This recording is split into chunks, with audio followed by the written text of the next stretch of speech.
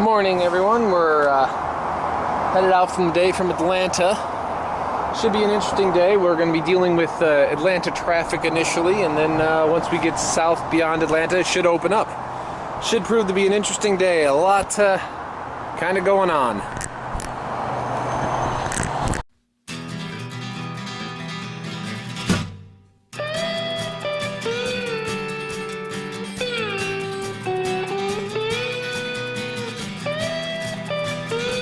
Hello there, and welcome to another motorcycle vlog. This time we're leaving out of Atlanta and heading south. We'll end up in Florida, Tallahassee at the end of this journey.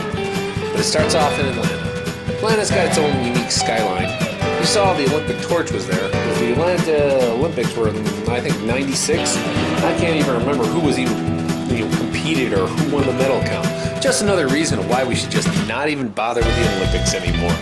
But the stupid Olympics aside, we're had a motorcycle ride, and it was a nervous one because it's Atlanta, southern Georgia, and you don't really hear much about southern Georgia.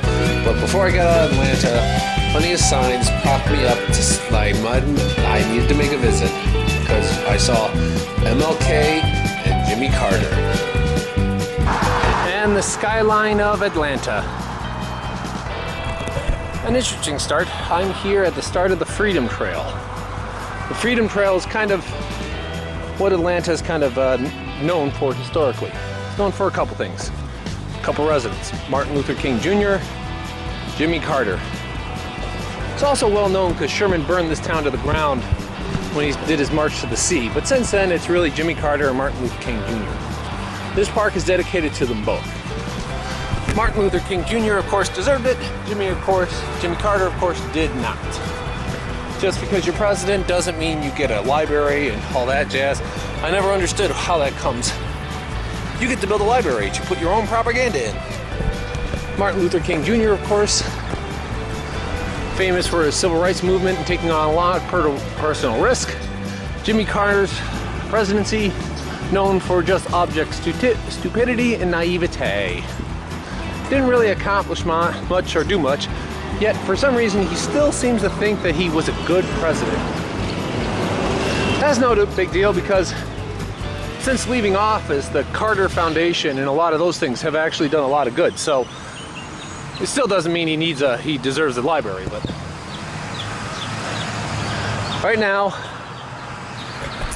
the tendency is in America, you need to put a library because it gets to put your own perspective forth how you were the greatest president ever. But enough about that. Freedom Trail is about 1.5 miles long, so I'm not sure I'm going to look too much up on Jimmy Carter, just find some things to look at. Library. As for Jimmy Carter, I didn't like it. It's too kind of propaganda.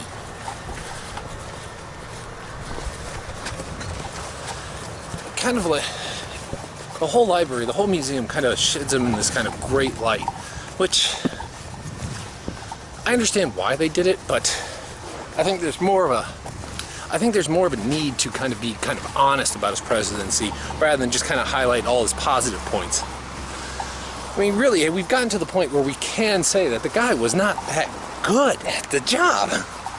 Yes, he promoted peace, but he wasn't this kind of dramatic campaigner. He was more of a protest candidate because people had gotten over the Nixon years and Ford was wildly unpopular.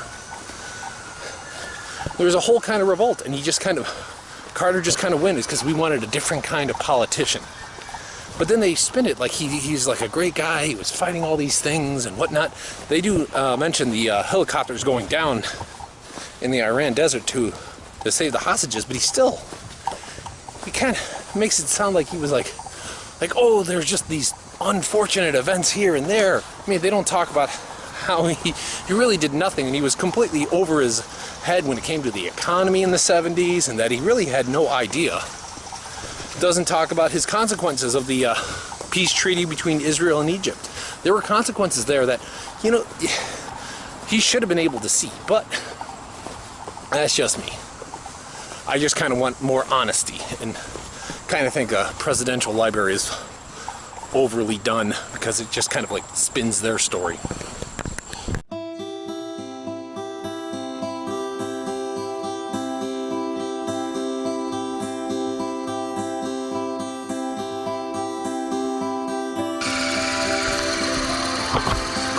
Georgia towns.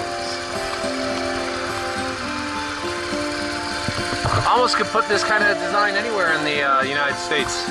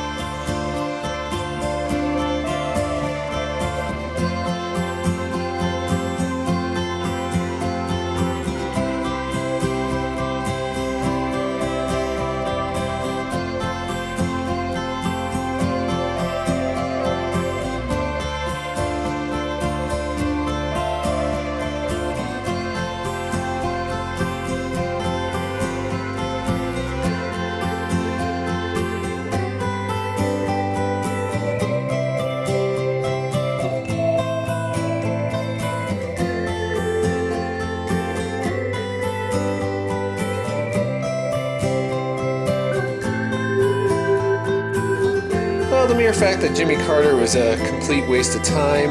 The Martin Luther King stuff was quite good. I didn't show pictures of it because, well, you know, you should go see it yourself, and it doesn't quite convey the kind of message or whatnot. The MLBK museum's really good. The Carter stuff, well, the Carter Foundation did good. The presidency did poorly. But we move on. Heading south, Georgia, well, is flat. It's wooded. Can be pretty boring. There's a lot of farms. There's some, suburbs that just seem to sprawl from Atlanta south for like hours, and then there's just a whole lot of nothing, followed by mega churches and a whole lot of other stuff. Not a whole lot to see, not a whole lot to do. There's a couple historic mounts where Jimmy Carter did something or something whatnot. And when I see some of them, I remember how back in Rome, they had two emperors, Nero and Caligula, and after they were done, the Romans did all their power to try and sketch them and etch them out of history by destroying their faces, destroying their name off buildings. I'm not saying we should have done that to Jimmy Carter, but I understand the Romans' perspective on it. But as for Georgia, it was kind of unenlightening, not a whole lot here, pretty boring in fact, but hey, it's been a trip so far, and even this somehow kind of entertained by seeing a lot of it with the trees, with the nut production, a lot of tree nuts, a lot of pecans, a lot of that kind of stuff growing around you.